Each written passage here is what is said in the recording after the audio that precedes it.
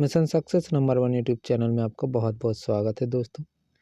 तो आज हम स्टार्ट करने वाले हैं इंग्लिश का जो इंग्लिश की आंसर कॉपी, क्योंकि क्या होता है कि 10वीं में पढ़ती है, बोर्ड है ना, बोर्ड होती है और साथ ही साथ जो स्टूडेंट होते हैं उनको पता नहीं होता है कि आखिर इंग्लिश का पेपर हम किस प्रकार से लिखें ताकि हमें अच्छे से अच्छे अंक मिल जाएं। तो इसी प्रॉब्लम को ध्यान में रखते हुए मैंने ये वीडियो आपके लिए प्रोवाइड किया हुआ है। तो आप इस वीडियो को पूरा ज़रूर देखिएगा। पूरा इंग्लिश का पेपर जो ये एक ऐसे छात्र की कॉपी है जिसका जो है नाम मेरिट लिस्ट में आया हुआ था, टॉप 10 में आया हुआ था, ये पहले नंबर पर था। टॉप 10 में पूरे एमपी में टॉप 10 में पहले नंबर पर था। उसकी आंसर कॉपी आपको दिखाने वाला हूँ मैं। तो आप इस वीडियो को ज़रा भी स्किप मत कीजिए, क्योंकि मैं इसमें जो स्टूडेंट गलतियां करते हैं वो भी आपको दिखाने वाला हूं। तो चलिए हम स्टार्ट करते हैं। इससे पहले आपको हिंदी का जो सब्जेक्ट था उसकी आंसर कॉपी में दिखा चुका हूं। यदि आपने वो नहीं देखी है तो आप प्लेलिस्ट में जाइए, वहां पर आप उसकी देख सकते हैं उसका किस प्रकार से पीडीएफ था ना, उसका जो वीडियो था किस प्रकार से बना हुआ है, आप प्लेलिस्ट में जाके देख सकते हैं। तो चलिए हम देखते हैं। इसमें यहाँ पर ये आपको जो आंसर कॉपी दी जाएगी उसमें ये जो आपको दिख रहा है ना, ये वाला, ये ऊपर से चिपकाया जाता है, इसलिए फाड़ा हुआ है ना, इसीलिए ऐसा दिख रहा है। आपको एकदम साफ पेज मिलेगा ऐसा, है ना। तो इसमें आपको जो सबसे पहले यहाँ पर लिखना है विषय, परीक्षा का विषय। तो जो आपका सब्जेक्ट हो जिस दिन, वो आपको टाइम टेबल दिया जाएगा, है ना। जिस दिन जो भी सब्जेक्ट रहता है तो वो सब्जेक्ट लिखना है आपको यहाँ पर, है ना। फिर लिखना है, यहाँ देखिए क्या लिखना है, यहाँ कोड लिखना है, विषय कोड। ये भी आपका जो एडमिट कार्ड है या प्रवेश पत्र है उसी में लिखा रहेगा, है ना। तो वो कोड आपको यहाँ पर लिखना है। परीक्षा का माध्यम हमेशा है, यदि आप हिंदी मीडियम से है तो हिंदी लिखना है, और इंग्लिश मीडियम से है तो इंग्लिश लिखना है। फिर चलते हैं हम आगे की तरफ। अब इसमें देखिए, इसमें 2 तरह से रोल नंबर अंकित करना है। पहले तो आपको अंकित करना है रोल नंबर अंकों में, और फिर यहाँ दूसरी लाइन होगी, वहाँ पर आपको शब्दों में लिखना है। लेकिन शब्दों में कैसे लिखना है, जैसे ये एग्जाम्पल दिया गया है, उदाहरण 1 1 2 4 3 9 5 6 8, इसी शब्दों में लिखा है 1 1 2 4 3 9 5 6 8, लिखा है ना। सेम इसी प्रकार लिखना है आपको। जैसे इसमें 1 लिखा तो 1, 9 है तो 9, 2 तो 2, 4 है तो 4, 3 है तो 3, 7 है तो 7, ऐसे लिखना है ना। तो ये आपको बता दिया होगा आपके कक्षा अध्यापक ने। अब चलते हैं हम आगे। इसमें ये क्या बोला है ना, ये भी देखना है आपको। पूरक उत्तर पुस्तिकाओं की संख्या, यदि आपने कोई एक्स्ट्रा कॉपी ली है तो उसकी संख्या लिखना है। जैसे मान लीजिए हमारी एक कॉपी भर गई है, एक हमने ली है, तो हमें यहाँ पर 1 भर देना है, और यहाँ पर शब्दों में भी ए और का 1 भर देना है। परीक्षा का कक्ष क्रमांक, जो आपका कक्ष क्रमांक है वो कक्ष क्रमांक भर देना। परीक्षा की दिनांक, ये बहुत ध्यान रखना है। जिस दिन आपकी परीक्षा हो रही है वही दिनांक आपको भरना है ना। टाइम टेबल में भी आपको मिल जाएगी। तो ये था अपना फर्स्ट पेज, किस प्रकार भरना है। अब चलते हैं हम अपना आंसर किस प्रकार से लिखना है हमें। तो इसमें देखिए इन्होंने क्या किया है, जो खालिस्तान होते हैं सबसे पहले उन्हीं को लिखा हुआ है यहाँ पर। तो सी सेक्शन से सबसे पहले इन्होंने स्टार्ट किया है। तो आपकी इच्छा है जहाँ से भी स्टार्ट करना हो कर सकते हैं, जो आपसे क्वेश्चन बन रहे हैं आप वहाँ से स्टार्ट कर सकते हैं, है ना। तो देखिए इसमें इन्होंने कहाँ से स्टार्ट किया है, सी सेक्शन से, answer of the fall answer of the question 7। तो आपको ये ऐसा चाहे तो ऐसा भी लिख सकते हैं, नहीं तो आपको लिखना है answer of the question number, जैसे इन्होंने 7 लिखा, क्वेश्चन नंबर 7, ऐसे लिखना था, है ना। अब इन्होंने लिखा है तो आप ऐसा चाहे तो ऐसा भी लिख सकते हैं, ये भी गलत नहीं है। तो जैसे इन्होंने क्या किया, खालिस्तान तो पूरा लिखा रहता है ना, तो पूरा नहीं लिखना है, जो उसमें जब खालिस्तान लिखना है ना तो उसके नीचे डंडी डंडी कर दिए, ये खालिस्तान की का चिन्ह बना दिया, और साथ में जो केवल आंसर है वही लिख दिया। जैसे इन्होंने यहाँ पर क्या लिखा, 7वां डाला, 7वें में देखिए 7वें में ए और बी 2 क्वेश्चन रहेंगे, ए का पहला है उसमें ए सही जवाब है तो ए लिख दिया है ना, और ए का तीसरा लिख दिया एन है ना, ए का 5वां गोज, और ए का 6वां स्विमिंग, और ए का दूसरा एन। तो ये उन्होंने लिख दिया, क्योंकि हमको क्या करना पड़ते हैं, केवल 6 या 7 दिए रहेंगे, 6 या 7 में केवल 5 करने पड़ते हैं। तो उन्होंने कितने कर दिए, 5 कर दिए। देखिए ना, 1 2 3 4 5 5 किए है ना।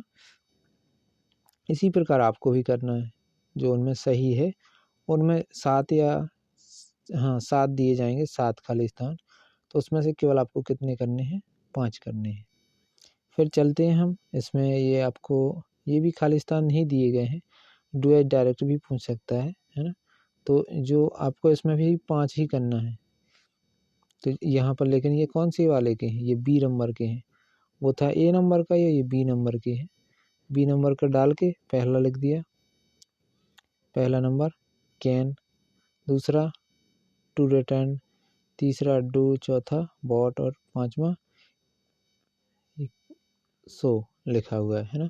तो इसी प्रकार से आपको सेम करना है, आप चाहें तो इस जूम करके छोटा करके भी देख सकते हैं, ये पूरा है ना। तो 7वां का आंसर अपने इस प्रकार लिख दिया उन्होंने। अब चलते हैं हम अगले क्वेश्चन की तरफ। देखिए अगला क्वेश्चन किस प्रकार से है। 8वां क्वेश्चन में क्या है, ये आपको Shriya does not do her homework, ये डू एज डायरेक्ट दिए गए हैं, ये आपके डू एज डायरेक्ट हैं 8वें क्वेश्चन में। तो उन्होंने डू एज डायरेक्ट किए हैं, देखो कितने अच्छे तरीके से हर एक लाइन लिखने के बाद उन्होंने एकदम अच्छे तरीके से, कहीं ना काटा पीटी है ना, एकदम सीरियल से। देखिए आप देख सकते हैं यहाँ पर 1 2 3 4 ये भी लिखा हुआ है, 5 है ना। जो भी सॉल्व किया है उन्होंने 7 दिए रहेंगे, इसमें से भी 5 करना है, तो 5 डुएट डायरेक्ट सॉल्व कर दिए उन्होंने। फिर चलते हैं 9वां तक क्वेश्चन की तरफ। 9वें क्वेश्चन में इस प्रकार से, 9वां आंसर ऑफ द क्वेश्चन, 9वां है ना, these are 40 student in my class.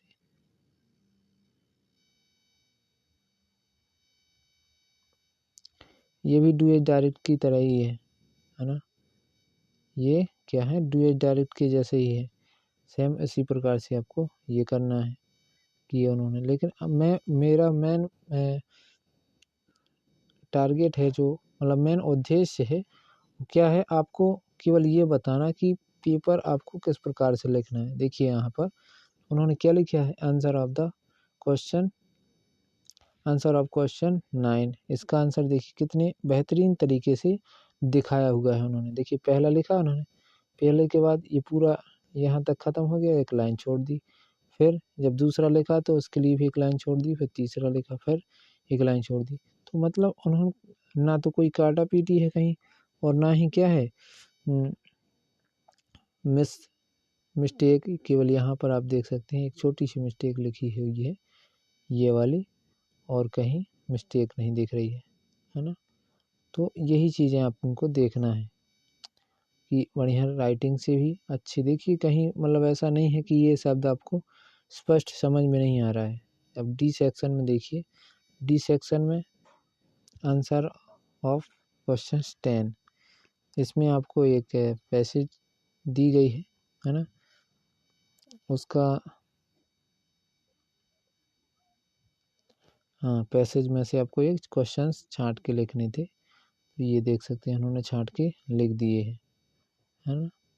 अब चलते हैं हम 11वां क्वेश्चन की तरफ। देखिए 11वां क्वेश्चन में भी सेम इसी प्रकार का है, इसमें एक पैसेज दी गई है, उसमें से छांट के क्वेश्चन लिखे हुए हैं उन्होंने, उसी पैसेज से क्वेश्चन छांट के लिखे हुए हैं, देख सकते हैं ये, है ना।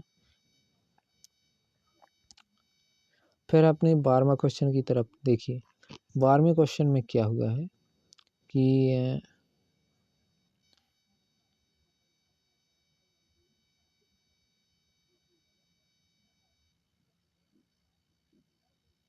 12वें क्वेश्चन में क्वेश्चन पूछे गए हैं 2 क्वेश्चन 12वें में, तो ये 2 के आंसर उन्होंने लिख दिए हैं, 2 क्वेश्चनों के आंसर। तो इसमें एक मीनिंग उनकी क्या हो गई है, गलत हो गई है। बाकी देखिए लिखने के तरीके को देखिए आप मैन कि किस प्रकार एकदम आपको एक-एक शब्द, एक-एक अक्षर एकदम अच्छे तरीके से दिखाई दे रहा होगा। नहीं दिखाई दे रहा हो तो थोड़ा ज़ूम कर देता हूँ। हाँ, अब देखिए आप मतलब एक-एक अक्षर सुबुद्धि was and honest and Holi, है ना?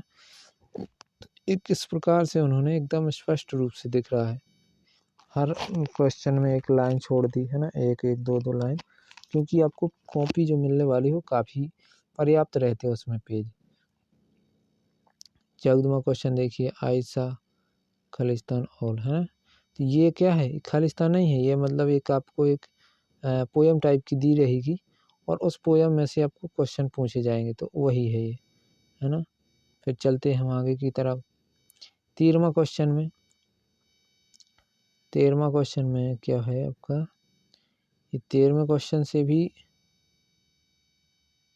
आपके क्वेश्चन ही पूछा गया है, जो आपका समरी शायद लिखने के लिए।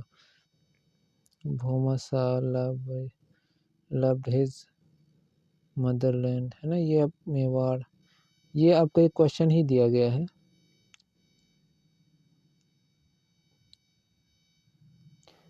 तेरहवां क्वेश्चन में आपको जो लॉन्ग क्वेश्चन होते हैं वो क्वेश्चन पूछा गया है ना? अब 15वां क्वेश्चन में देखिए, मेन चीज़ मेरा ये नहीं है कि मतलब आप बताना कि क्वेश्चन कौन सा है, मेन चीज़ है आपको ये देखना इसकी फॉर्मेटिंग कि कितने अच्छे तरीके से उन्होंने लिखा हुआ है।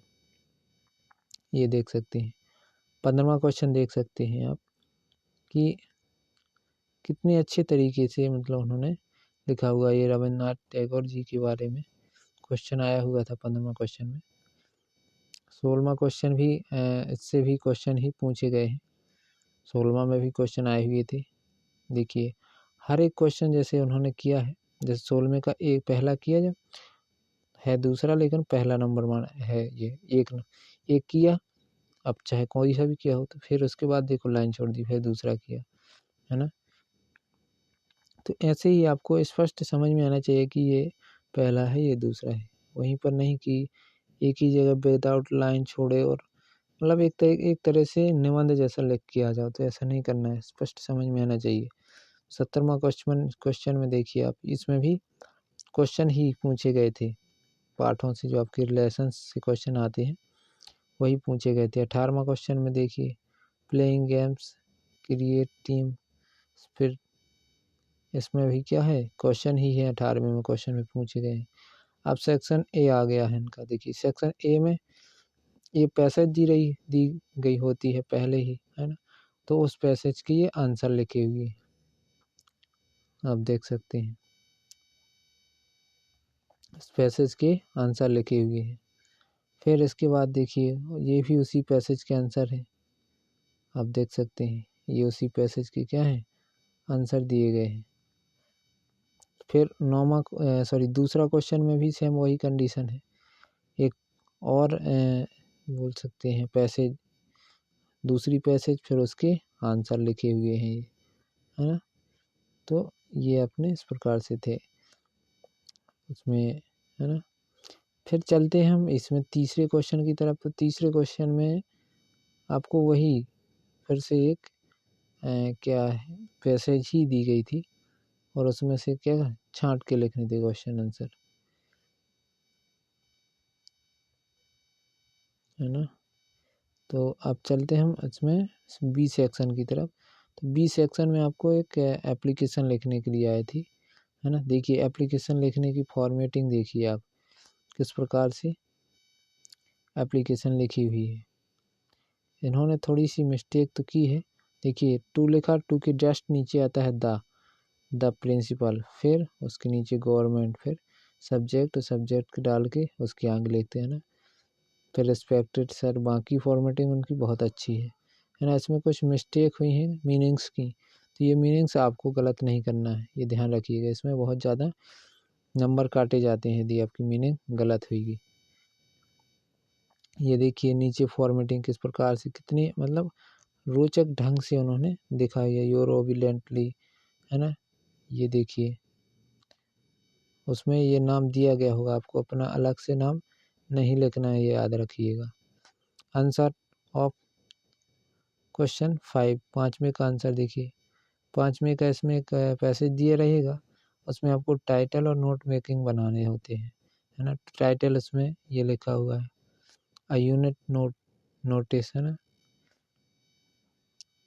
और ये आपको देखिए इसमें उन्होंने किस प्रकार से नोट्स बनाया हुआ है। वन पहले हेडिंग डाल दी, है ना, फिर 1.1, 1.2, फिर 2 दूसरी हेडिंग डाली, फिर 2.1, 2.2, फिर तीसरी हेडिंग डाली। इस प्रकार से बनाए हुए हैं उन्होंने। इसी प्रकार समरी आप देख सकते हैं, है ना। समरी कितने अच्छे तरीके से मतलब उन्होंने बनाई हुई है। अब ये देखिए आंसर ऑफ द क्वेश्चन 6। सो छठवें क्वेश्चन का आंसर देखिए। साइंस पर आपका निबंध आया है।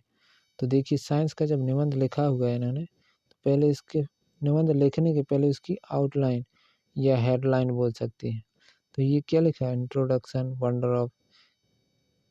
वंडर्स ऑफ कम्युनिकेशन, है ना, in the field of transport. इस प्रकार से आपके क्या है, ये उन्होंने हेडिंग बना के आउटलाइन या हेडलाइन जिसको बोलते हैं वो लिख दी हुई, जिसको हम रूपरेखा बोलते हैं। फिर इसके बाद क्या किया उन्होंने, एक APJ अब्दुल कलाम जी ने जो साइंस के बारे में कहा है, science is a beautiful gift to humanity, we should not disturb, है ना।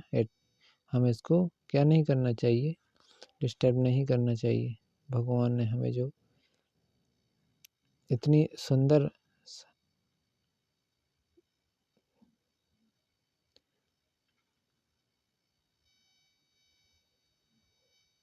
सॉरी दोस्तों आगे चलते हैं।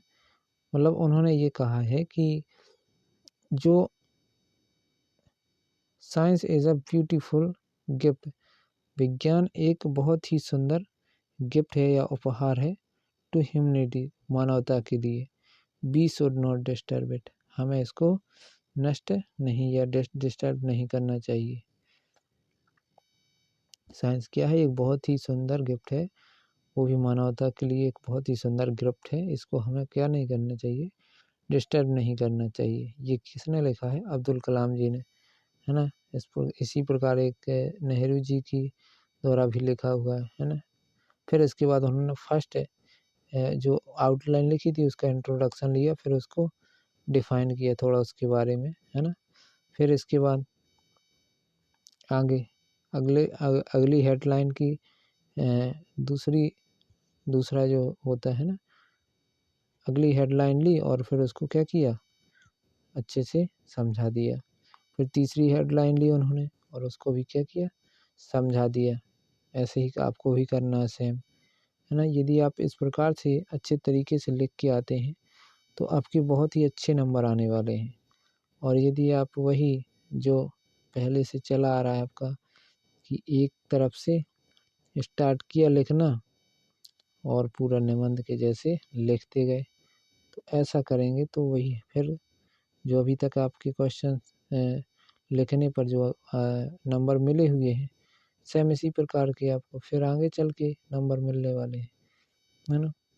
तो यदि आपको ये PDF फॉर्मेट में चाहिए है तो आप टेलीग्राम ग्रुप से जुड़ जाइए और इस वीडियो को लाइक कीजिए, चैनल को सब्सक्राइब कीजिए और अपने दोस्तों में ज़्यादा से ज़्यादा इस वीडियो को शेयर कीजिए ताकि उनको इस पेपर्स के बारे में अच्छी पूरी तरीके से जानकारी हो जाए।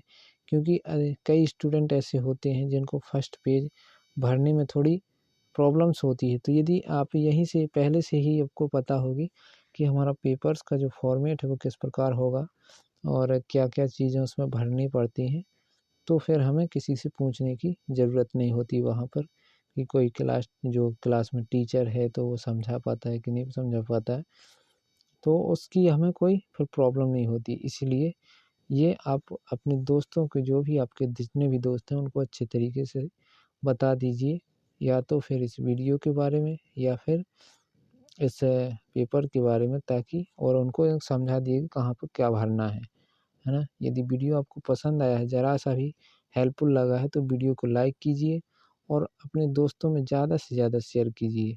शेयर करना बिल्कुल भी ना भूलिए। वीडियो देखने के लिए बहुत बहुत धन्यवाद दोस्तों। आपका दिन शुभ हो।